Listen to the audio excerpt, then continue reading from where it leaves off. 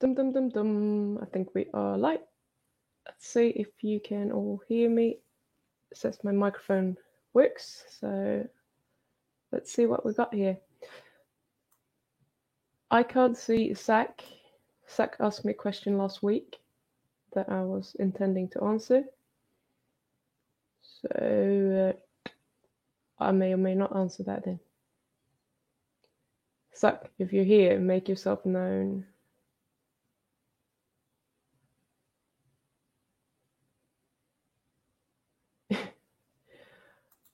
I'm sorry, Gungfu, I already started. So yeah, you can pop in when you're done with the cat video, I suppose. So can you guys hear me at all? I haven't seen any comments since I started talking. I might be sitting here talking to myself.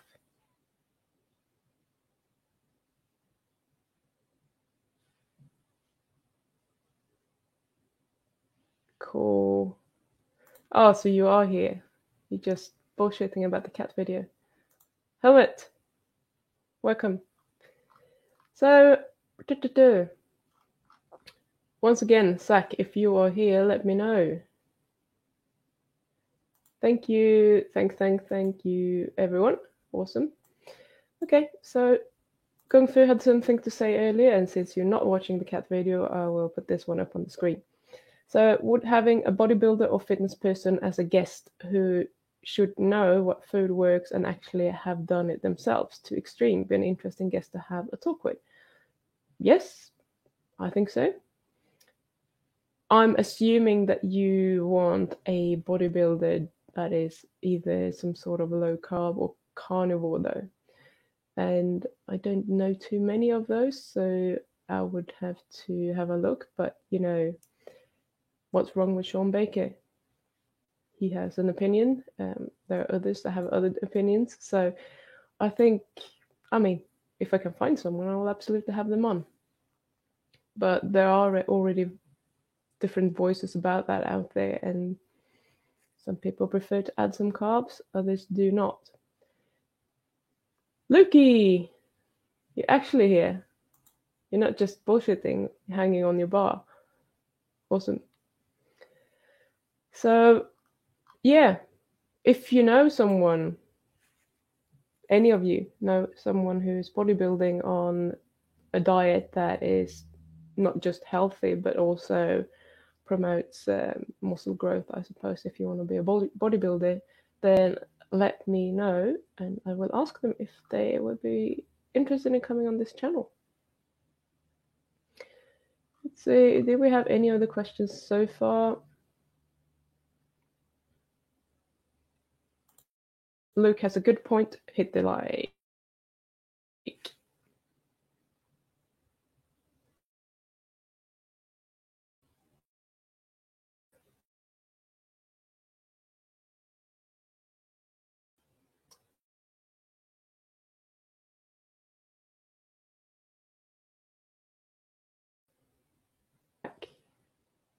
Looks like I'm back.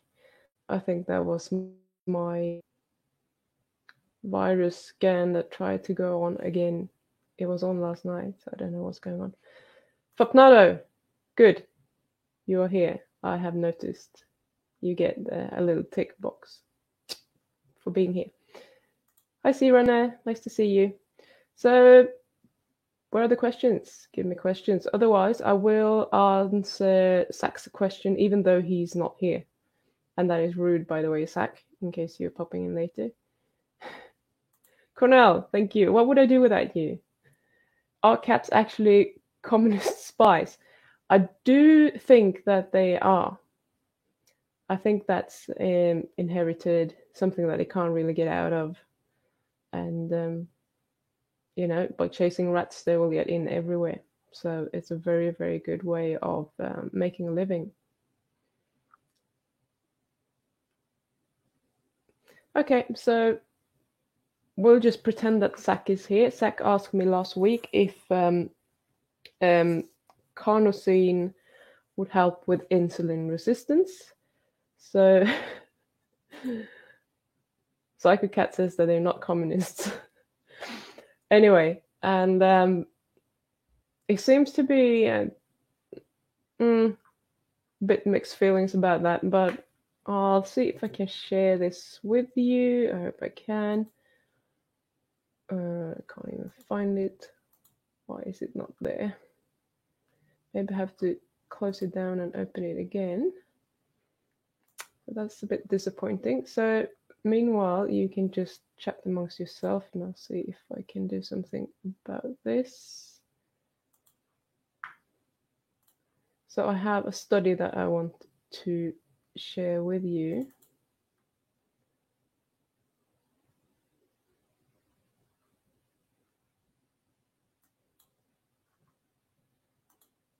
Oh my God, I can't even save it. Here we go. Let's see if I open it again, maybe it will allow me to share it. I don't know why it's doing that with this document, but we shall see. Yeah, here we go. Okay. So hopefully you can see this now. I think that should be large enough for you to see. So this one is called Effects of Carnosine Supplementation on Glucose Metabolism, Pilot Clinical Trial. So it's a small pilot trial, was done in 2016, I think. Where's the year? 2016, yeah. And they had 30 participants. 15 of them were in the control group and 15 were actually given carnosine. So what they were looking at is whether carnosine supplementation in individuals with overweight or obesity improves diabetes and cardiovascular risk factors. So they took 2 grams of carnosine, gave that to 15 people daily for 12 weeks, and then they took 2 grams of sucrose and gave that to the other group daily. And the results that they saw was an increase in fasting insulin, and insulin resistance was hampered in individuals receiving carnosine compared to placebo. What that means is that the progression of insulin resistance, or diabetes type 2, if you like, was being slowed down. 2-hour glucose and insulin were both lower after carnosine supplementation compared to placebo in individuals with impaired glucose tolerance. So the conclusion that they made is that carnosine supplementation may be an effective strategy for prevention of type 2 diabetes. And I kind of disagree. So let's have a look at the data. So this is the group that got carnosine. This is the one that got the sugar pills. They assigned 15 to each group. There's still 15 here. We're just 11 left here. I don't know what happened to the other 4. It might say somewhere later down in the paper. It's just that I gave up on it and I didn't read everything. So this is the baseline, what the values were when they were first measured before they got the supplements. This is the follow-up after having had the supplements for 12 weeks. And this is the difference between the follow-up and the baseline, just so you know what we're doing.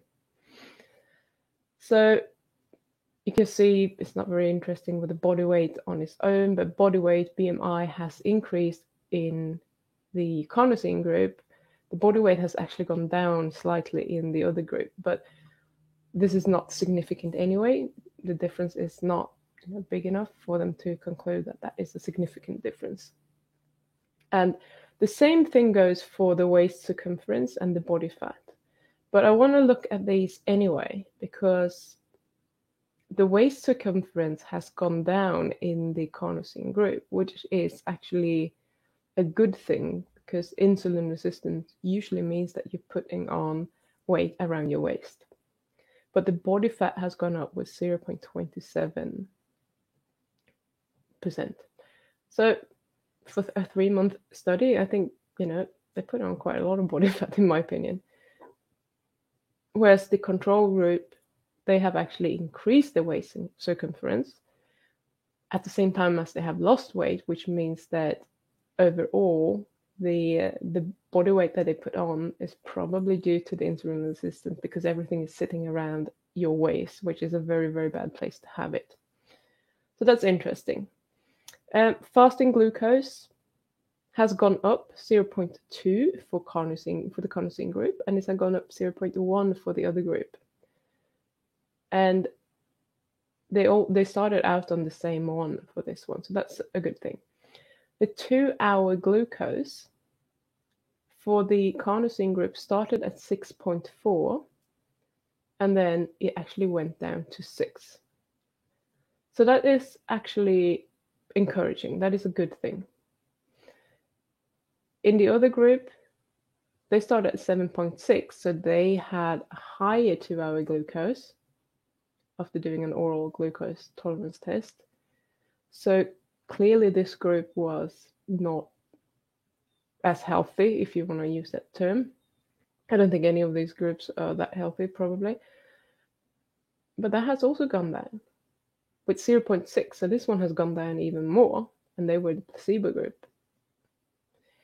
Difference is not significant, but it's still interesting to see that it has gone down for both groups. Okay. The fasting insulin has gone up for the carnosine group with 1.1, and it has also gone up for the other group with 4.3. Now, the other group, the placebo group, they started at 14, which is quite high. This one started at 11.8. That's still high, but it's not as high. So again, this kind of indicates that this group, as a group, was slightly healthier to start with. And then the last one, I just took HOMA-IR because you're familiar with that.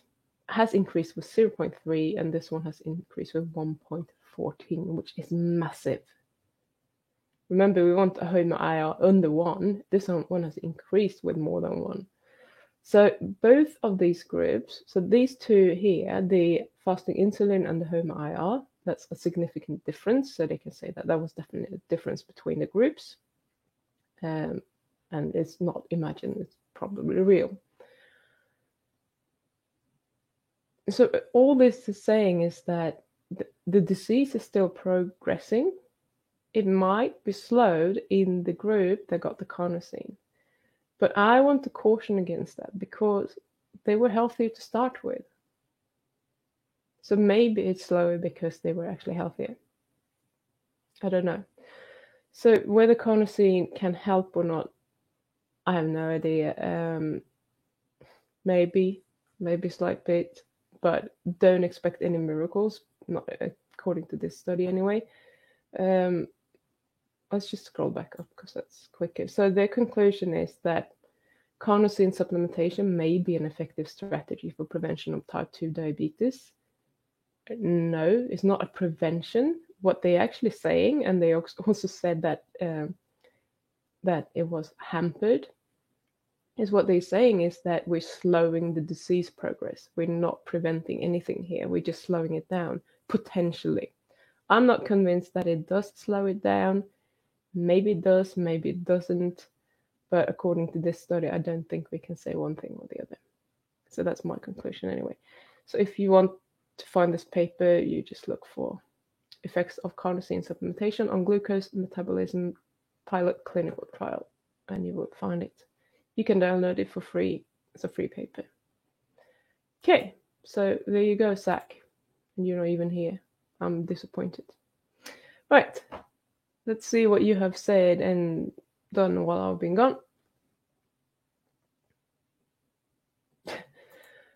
Psychocat has a point here that no cat would ever stop to follow someone else's ideology, but maybe the cats have actually started that ideology. Maybe that's what they are.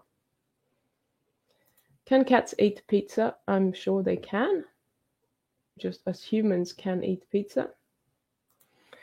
Spencer Steele, is it normal to feel like crap for the first month of a carnivore diet if you have never done keto either before? I'm so tired and drained. I also cut out caffeine at the same time for Zero Plants.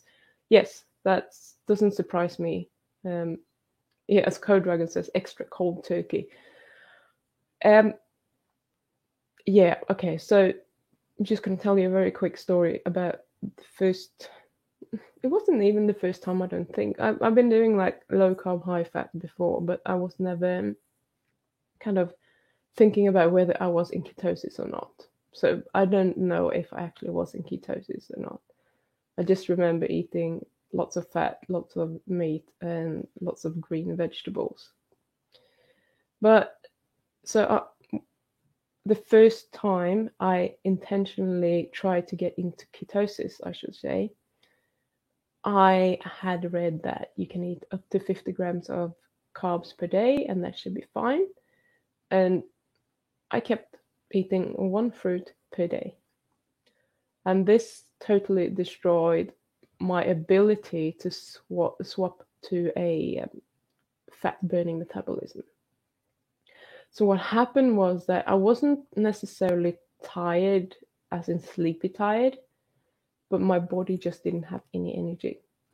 I remember I was trying to go out for a light jog. I just wanted to do that because my muscles were so tired, and I thought I'm going to just try to jog a little bit and see what happens.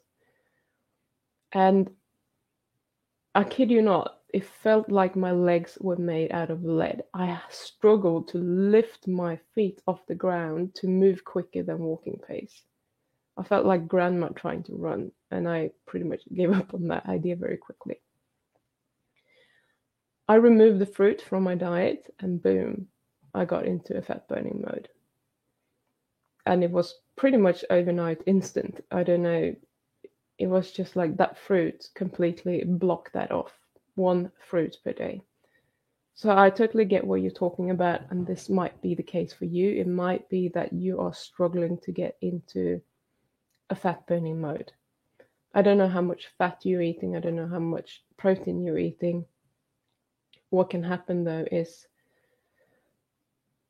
I don't know about you, your body composition, whether you have any insulin resistance, like existing insulin resistance already, or anything, but there's so many things that could be going on. So if you are already insulin resistant and your body has a set point for wanting and needing a certain amount of glucose and you're eating a lot of meat, your body could potentially make a lot of glucose on its own in the beginning and preventing you from going into a fat burning mode. There could be other things as well. One of the things that I asked Sally yesterday when I did my interview with her about oxalates was about mitochondrial damage caused by oxalates. And, some people are struggling to have energy on a carnivore diet. So maybe you are one of those people. And in that case, maybe you need a little bit of carbs while you are healing to actually get that energy. But it could also be like that is totally normal. It's just taking you a while to get into fat burning mode. So I don't want you to give up. And since I don't know exactly what's going on, what your body composition and your background, etc., I can't advise you to do one thing or another. But generally, if you feel like you are kind of healthy, I would just stick with it. Maybe up your fat a little bit and down your protein slightly in the beginning to see what's happening, in case you need to teach your body better how to burn fat. You don't want to eat, kilos of fat every day, but you want to teach your body how to burn the fat, but you also need to allow it to actually access your own body fat as well, especially if you want to lose weight. So yeah, doing the caffeine at the same time might have been, it might be that your adrenals are just like, hello, what's happened? We're used to getting coffee, now we're not getting any coffee, we're not functioning very well. So it could be several things going on, and it could be several things going on at the same time. So yeah, a little bit hard to give you a proper answer there, but I hope you get an idea of what could be going on. Elusive, hi, nice to have you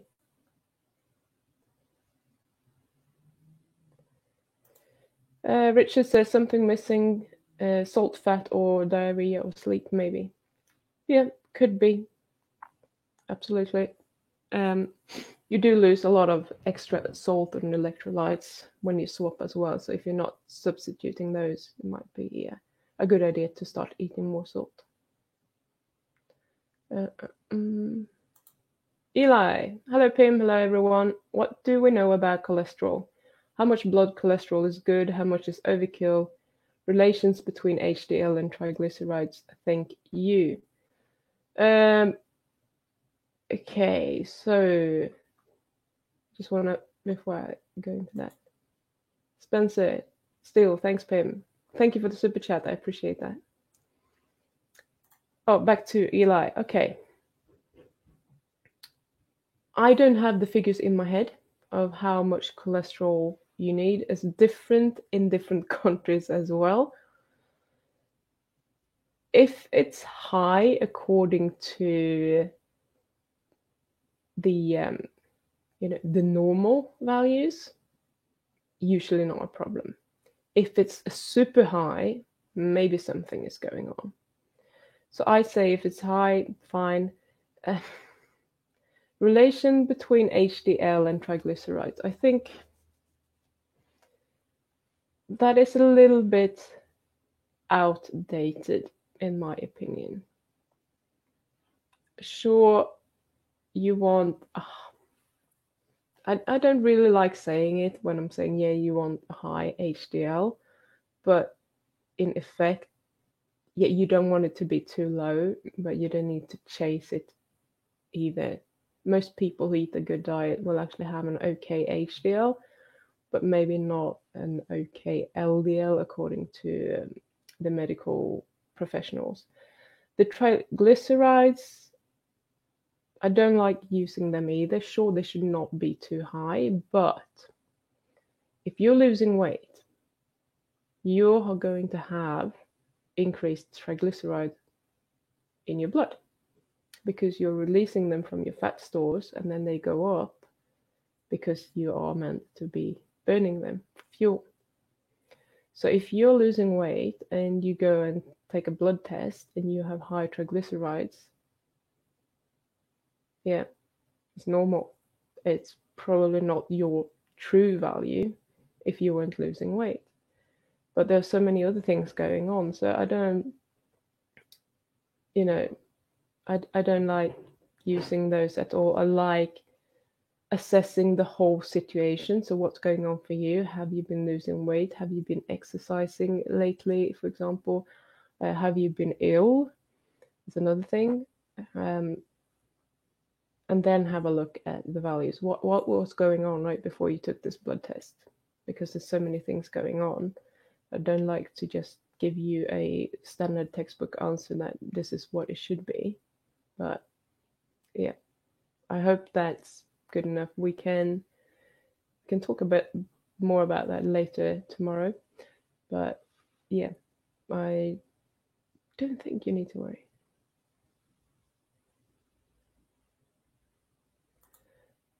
I got the same effect, low triglycerides and high HDL and high total cholesterol too. Well, wouldn't they be happy with that? High cholesterol, don't worry about it. I missed this one. How could I do that? Because Richard said low carb gave me low triglycerides, high HDL, mid but high LDL. I believe low triglycerides and high HDL better for my health. Yeah, that's what it's supposed to be. But as I said, if you are losing weight, your triglycerides will probably go up. So C Runner says, so carnosine might possibly just be prolonging the agony. Yeah. So instead of getting, diagnosed with diabetes in 2 years, you might be diagnosed in 3 years or something. I don't know. I'm just making some numbers up here. Right. Richard, my doctor was not happy about the LDL, but cardiologist was happy with the profile and said, keep doing whatever I'm doing. Yeah. So that is a thing, like your total cholesterol will probably go up on the carnivore diet. But as Richard said, for most people, not everyone though, the LDL will go up, but the HDL will also go up. maybe more. So the ratio is better on paper. Whether that actually matters so much, I don't actually know. Well, I think the most important thing here is to take care of the information. And when the information is taken care of, it doesn't really matter that much what your profile says. Hello everyone, just got home from work, getting some overtime. So what are we talking about today? I was talking about carnosine, and then we are talking about different questions here. And that was a reply to Zach's question last week, and he's not even here, so I'm gonna sulk about that. Eli, according to what I hear, there's a ratio we can calculate with triglycerides and HDL. The lower, the better. I got a ratio of 0.5, Richard. Yes, but that is going to change probably on a daily basis, depending on what you've been eating and what you have been doing and how your health is at the moment, etc. So, yeah, blood tests are kind of cool to look for something that is way out of whack. But getting into, the details, I just want to say that unfortunately, what you get is just like a snapshot of what's going on. You're not getting the whole full picture. This might vary depending on what time of the day it is, what you've been doing yesterday, what you ate yesterday, or what you ate 2 days ago. Have you been fasting recently or not, etc. There's so many things that can affect this. So if you took the one test today and one test tomorrow, a lot of these blood markers might be different. Any dietary advice for cardiopharyngioma, brain tumors? Keto, absolutely. That is one of the cancers. I don't know if it's a specific one, but in general, any brain tumors, it seems to be doing very well with keto. And I think that is because the brain is using so much energy in general. So if we can feed it ketones instead, and cancer cells can't usually use ketones, they need glucose. So if we can feed the brain ketones instead, you'll kind of starve those. But I'm not buying that theory 100%. What I think it does is that it will grow slower and will give your immune system a chance to combat it. By being keto in general, you're lowering inflammation, you will get a better functioning immune system, which will be able to take care of it. That's what I think mainly is going on. And then there is some evidence that the ketone bodies themselves could be toxic to cancers. I don't know how that works, if it works, but it's all a very interesting topic. So I would go, for sure I would go keto. I was just thinking, should I go carnivore? You can go carnivore, but a high-fat carnivore diet would probably be the best for you. Obviously, whatever I say is not medical advice because I'm not a doctor, but that's just as far as I know. I think that would probably be the best thing to do. That's what I personally would do. I wouldn't touch any sugar whatsoever, etc. I'll just stay away from all of that because we know that that's not going to help. Okay, hang on. Cornell, you're being kind again. Should I have any health concerns from eating raw meat? Interesting. Can we postpone that? Because I'm going to have Philip back on my channel and I'm going to ask him about all these questions about what he thinks. But my gut feeling about that is,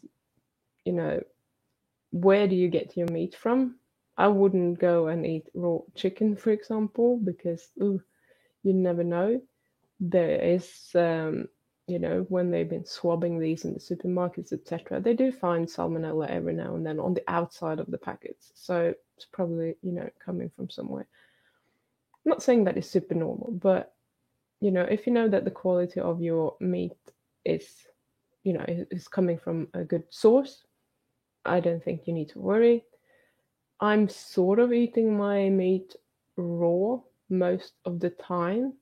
I just kind of sear it quickly on the outside, and that would take care of any bacteria that is growing on the outside in case it's been in the fridge for a while, etc. Other health concerns would just be if you can't digest it, you will notice. For some people, it takes a little while to get used to that, so be a little bit careful with that. But in general, I think the scaremongery is real. We have been told our whole lives that, oh no, you can't eat it raw because you'll get sick. But you know what? Chefs are always tasting like minced meat or, ground up beef, whatever. That people are eating, those kind of things, have been doing for years and years. Is very rarely someone gets sick. So just make sure that you're getting it from a good place and you should be fine, I think. So where were we? Right, the HOMA-IR. Is HOMA-IR advantageous to measure for autoimmune inflammation in a non-diabetic individual? I keep hearing about it mentioned with inflammatory hysteresis, but I don't know if I would gain anything from it. Autoimmune inflammation? Do you just mean the inflammation that is present in any autoimmune condition? Because I don't know, or do you actually mean something different that I'm not really sure what you're talking about? Autoimmune inflammation. I'm trying to figure out what you actually mean.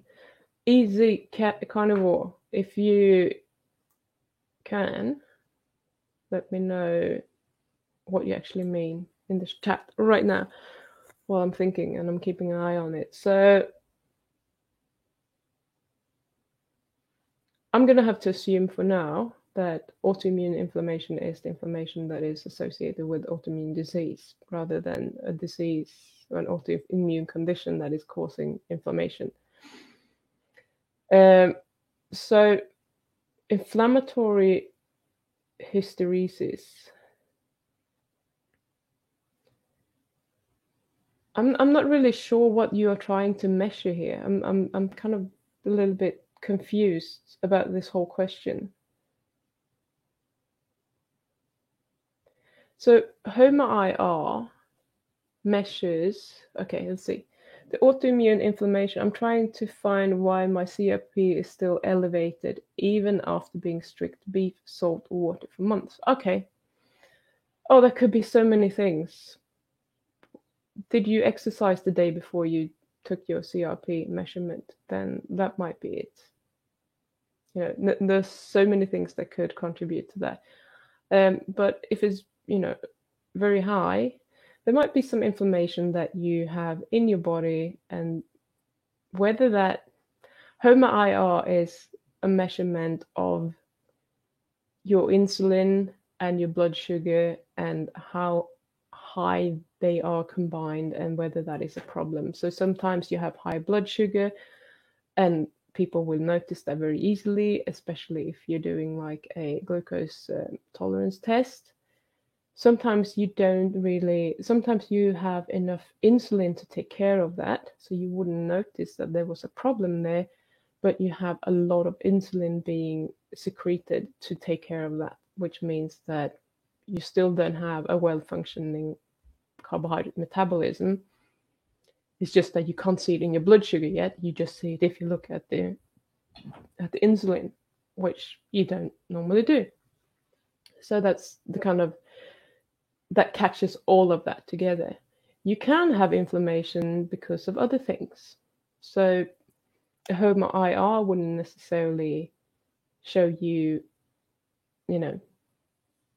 whether you have inflammation because of an infection, a parasite, something else that is going on, because it doesn't have to be related to that. So I'm scrolling back to your question here. The only thing it would tell you is how insulin resistant you are, basically, and if you're on your way to getting type 2 diabetes. So you want to get that down. So is it good? Could it tell you why you have a high CRP? No, I don't think so. When I spoke to Nick before about this, I asked him about if he could see a correlation between HOMA-IR and CRP. His answer was no, not. So the CRP could be anything. And that changes as well, pretty much on a daily basis, maybe, unless you're sick.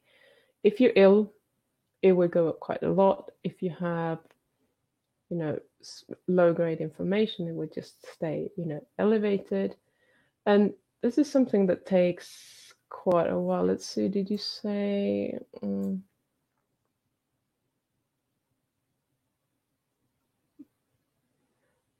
Okay, so I get CRP measured pretty often. I haven't gotten it below 10 milligrams per liter. Strict beef, salt, and water for months. Okay. Has it gone down though? Because you say you haven't got it below 10, but has it gone down at all, is my question. If it has, it's probably a good thing. If it has not, then something is still going on.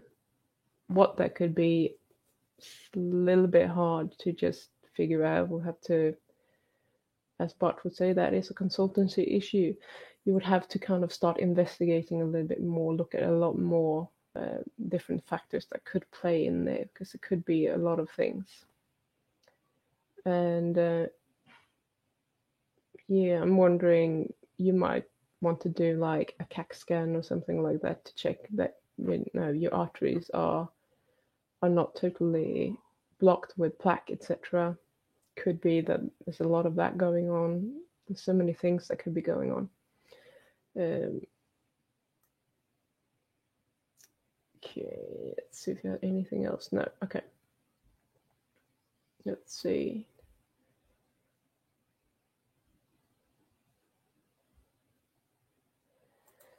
Dominic Dunn says, I thought the triglycerides to HDL ratio was a proxy for insulin resistance. If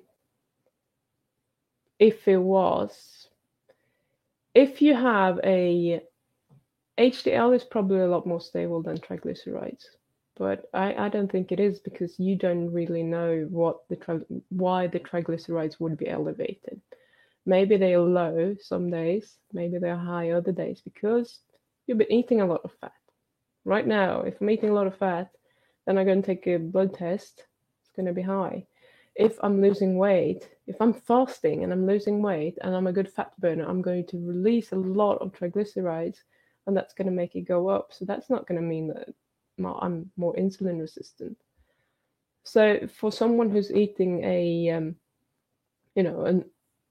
SAD diet, a standard American diet, it might be more relevant.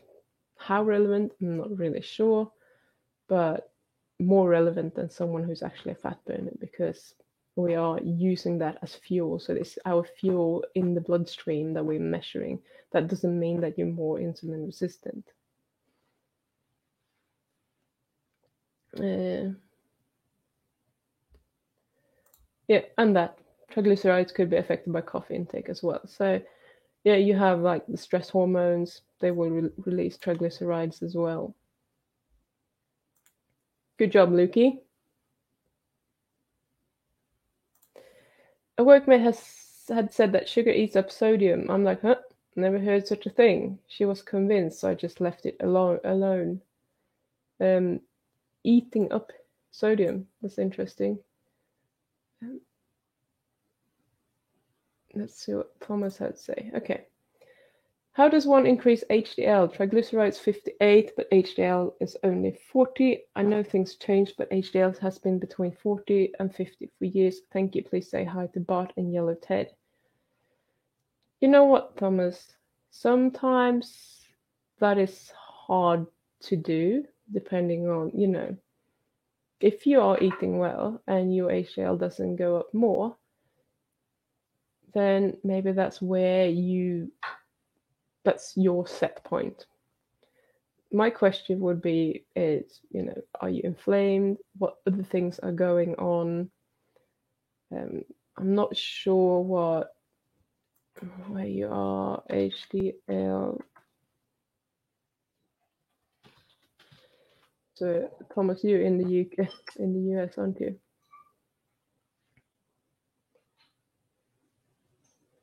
Okay, so doctors recommend HDL of 60, it says here, and I'm not sure if that's what they do where you are.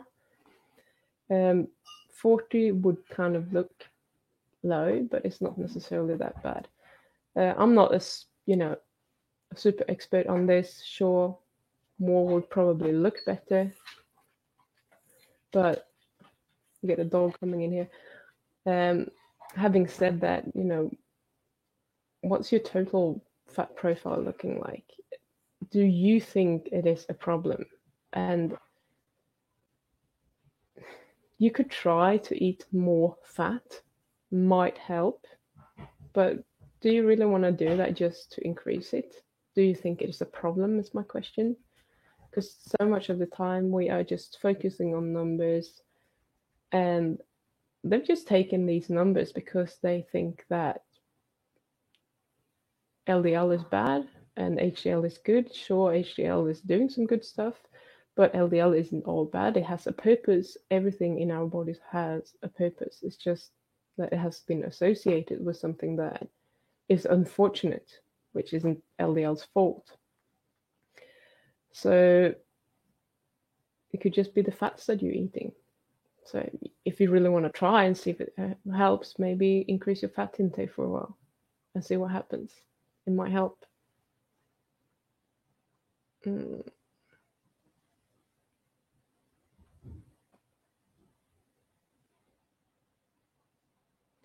Right. Thank you, Fapnado. Yes. Just the outside. Perfect. Cooked eggs are better than raw eggs for protein digestion, so who knows what's it like for meat? Sure.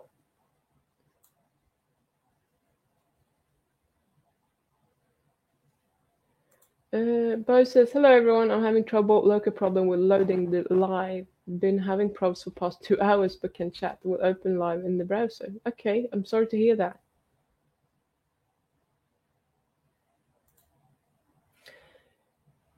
I think the high fat keto will lower your triglycerides and raise your HDL. Entirely possible. But as I said, everyone's reacting so differently, so it's hard to say like this, if you do this, this is going to happen. It might happen, but whether it will or not is a different story. Christina says, my LDL was so high after a true 16-hour fasting that my GP phoned my house and wanted to put me on statins. HDL went up and my trigs was super low. Okay. After 16 hours of fasting. Okay. So clearly that's what happened for you. That might not happen for the next person. And yeah, funny.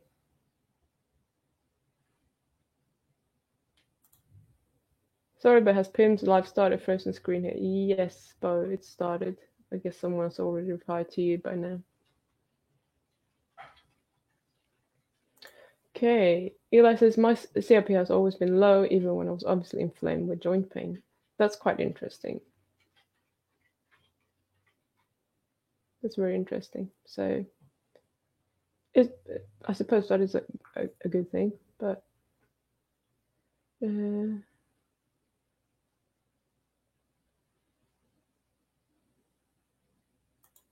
so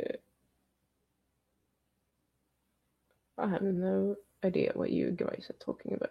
So let's hop to this one. Let's eat white bread again, so I can prove my GP that that is a fake problem. I must be a LMHR by Dave Feldman's criteria.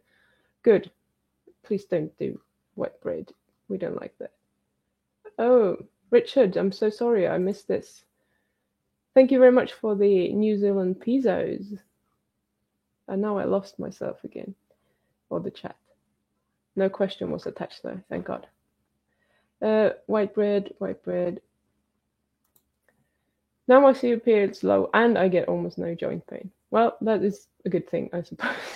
But it's funny how the body is working, because we have this idea that when you inflame, this is going to happen, and it's going to happen for everyone, and it's going to look the same for everyone, and it doesn't. What we can use these values for is as an indication for if something is wrong. Now, if we had taken Eli here and gone to the doctor to see if something was wrong, what would happen is that it would say, no, it looks good on paper. So Eli would be outside of their range for what they can detect with this method. It doesn't mean that he's not inflamed. It's just that this is not a very good measurement for him to use to assess whether he's inflamed or not, because clearly something was going on there that CRP didn't pick up. For other people, it might be that you just have a higher, set point for your CRP, and it's always going to be slightly high. 10 is very high, though, I must say. I don't think that would be normal unless something is, really wrong there. But some people might have a higher set point, and that's just how they roll, or they're very sensitive to, exercise or whatever, because exercise is also an inflammation, it will also give you an inflammatory response and increase the CRP, etc. But not to the same degree for everyone. So, okay.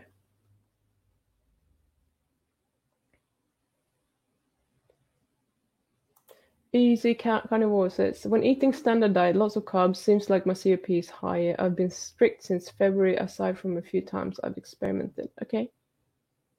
Also, it seems to be higher when I have some gut issues from eating either too much fat or eating slow cooked meat. Okay, that's good information to have. Lowest I've gotten in the strict carnivore is 12 milligrams per milliliter. So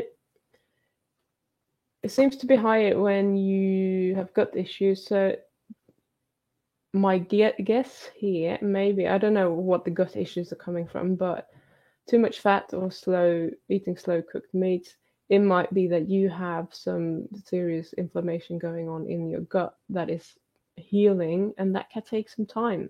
That can take several months. 3 months is,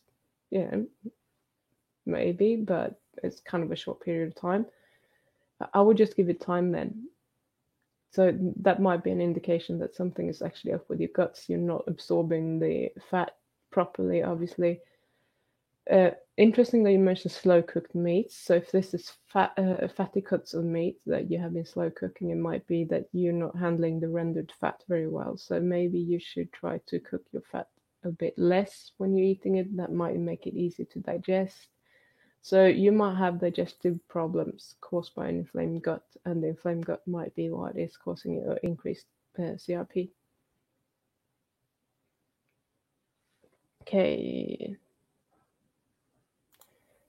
Thanks, Pim. Happened to me, was losing a lot of fat and the triglycerides went up. Yeah, totally normal, not dangerous at all. They're not floating around because they have nowhere to go. They're floating around because you're using them as energy. I'm just curious. No, sorry. I don't know what I was reading. I'm just not sure where to look or what to measure to see if it's a parasite or some other issue. I will give it a bit more time. I wouldn't necessarily assume the worst there. So give it a little bit more time, see what happens. And when your gut is feeling okay, when it can handle the diet properly, and this can take another 3, maybe 6 months for some people, then see what's going on. And you said you were experimenting a few times. I don't know what you were experimenting with. Maybe it was just, some sort of fruit or vegetable, and, see what happens when you're eating those things, because they could also cause a flare-up in the inflammation in your guts.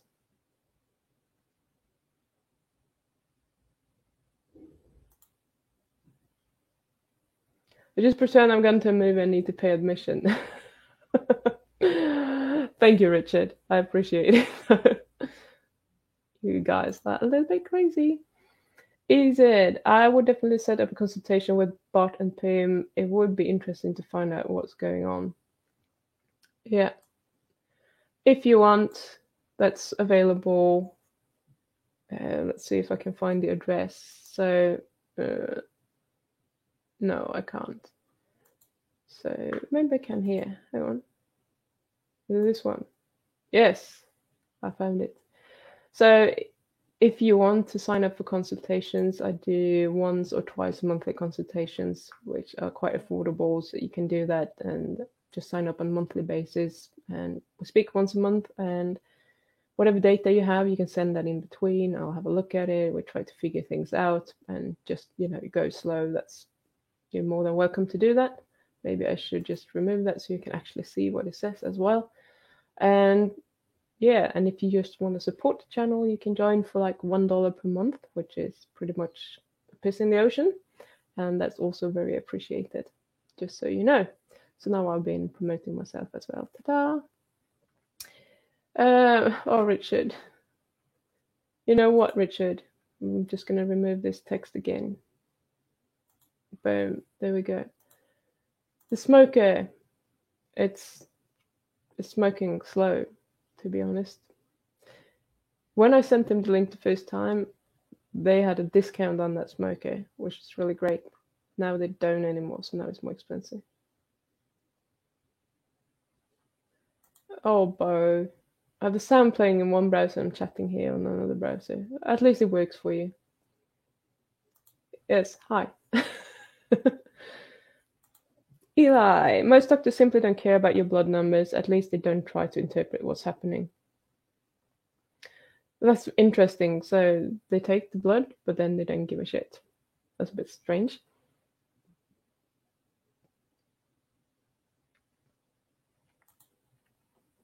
Would you ever consider testing your intestinal permeability? It's done in Hungary at Paleomedicina. That's very interesting. I didn't even know they were doing this. I don't know how to do it, but if that's a test that you can do, that's very interesting. I need to look into that, so I need to write that down.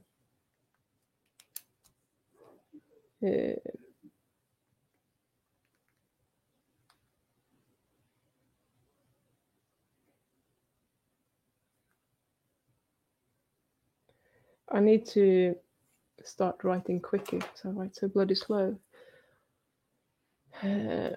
No, I did not get that shell. Thomas says, I'm completely fat adapted and feel fine. I was only concerned that HDL might be low. I tried to increase fats, but they are hard to find. So many things. Well, play around with it and see what happens if you are concerned. I wouldn't be concerned personally.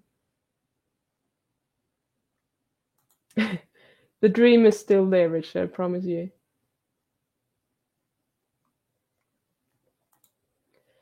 I had one with Bart already. He said, with no external symptoms, the only symptom I had, angina, was taken away with heart surgery. I should worry too much. I definitely like to test PEG 400 though.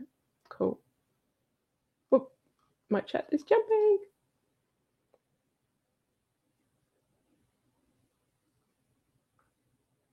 Okay. Daniel, I am late. Was watching a friend get married live on Facebook. That's interesting. I've never heard about that before. But I'm glad you got to at least watch the wedding.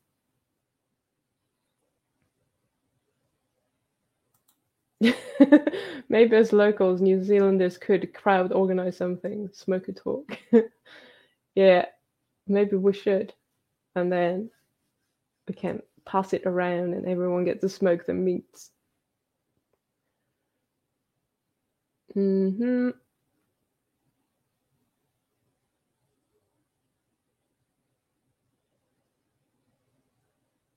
Okay, that's about the testing. I guess that's a PEG 400. Cool.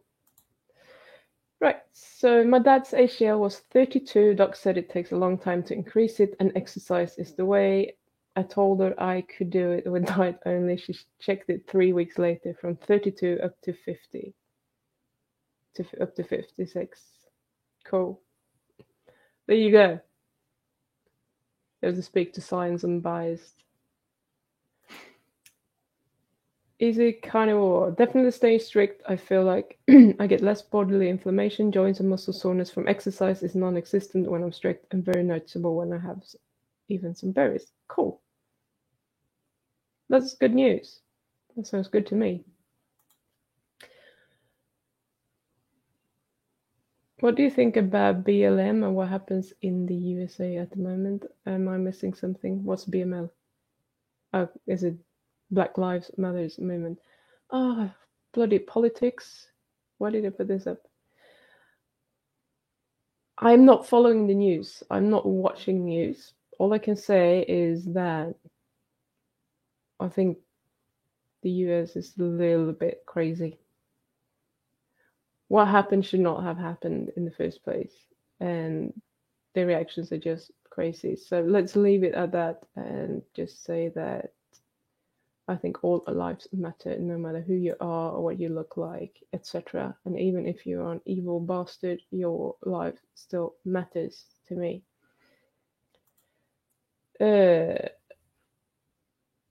Zach, is Zach here now?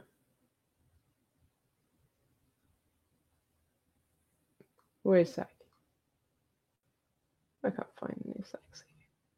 Or is that another one? I don't know what you're talking about. But okay. Should they eat more meat and cut the pizza? Who? Probably. Cut the pizza is always good. I appreciate y'all's help, Bud and Pim. You're welcome as much as we can, though. Mama needs a new smoker. Funny.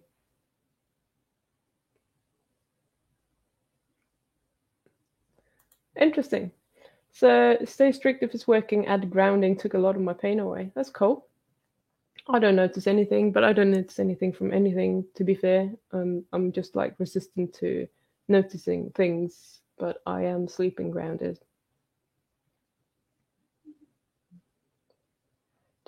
There you go. I've been grounding too, haven't noticed much difference with it, but it's an easy passive thing for me to do for sure. Yeah.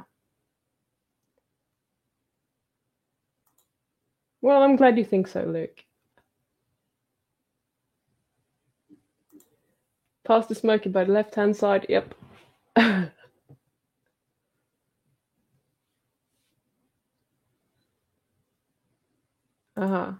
That's Zack. The other Zack. I don't know what Easy Carnival's name is, but apparently it's Zack as well. So if the other Zack is turning up, then he can go and watch this from the beginning when I'm answering his question from last week. Shell, black people are indeed treated bad here in the US. It's all political crap. It only hurts the little guys on the bottom. Sad. I have a lot of people of color in my family. Yeah, totally agree. I don't. It feels so alien to me that you would treat people differently because I don't know, color, clothes, hairdos. I don't even know. It's just really, really strange to me. The whole concept is just alien to me. I don't understand it. I don't understand why people are doing it, and yeah, it is kind of upsetting. So yeah, the news keeps the shit going. News are very good at doing that. It's like I don't, as I said, I don't watch news, but I barely hear anything about Corona anymore. And the Corona is still roaming around, but I guess it kind of gets old and they can just run that for a few months before people are getting a bit tired of it. Richard says, keep thinking about making a short clip on how to safely make a grounding cable pad. Cool, do it. I don't think that way I never did. I go about personality. I totally agree. Harut, you're late. We're about to finish up here, but I think we're good.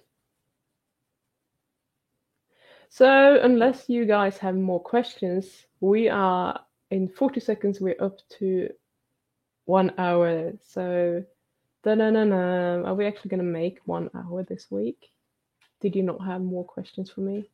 What's going on? There are 36 people here. You're usually a little bit more questiony. Okay, you got 15 seconds to put questions in, or I'm going to say goodbye for today.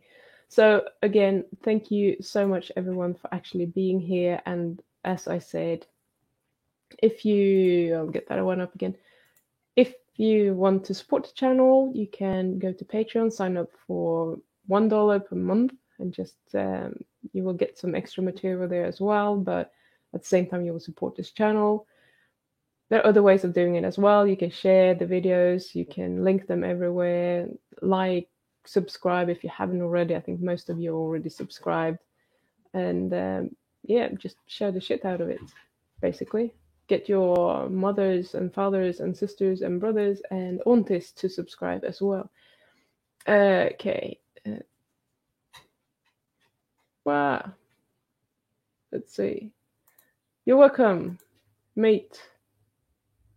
Thank you, Shell. Thanks, Necro. You've been quiet. I hope you're feeling okay-ish. I know it's not great, but love you anyway. No, thank you, Richard. Thanks for your admission. Cool. Awesome, Bo. Carnival with Tracy. I'll reply later, 7:30 a.m. here. Replay, not reply. I can't even read. Sea Runner, sorry, no more questions. Great to be here today. It's great to have you here, Sea Runner. Love you too. Shell. Thank you, Dominic. Been busy. That's fine. Okay, I'll speak to you later, and don't miss the premiere of my interview with Sally K. Norton on Tuesday. I will be there and chat with you, and she was amazing, just so you know. Okay, bye. I'll take care.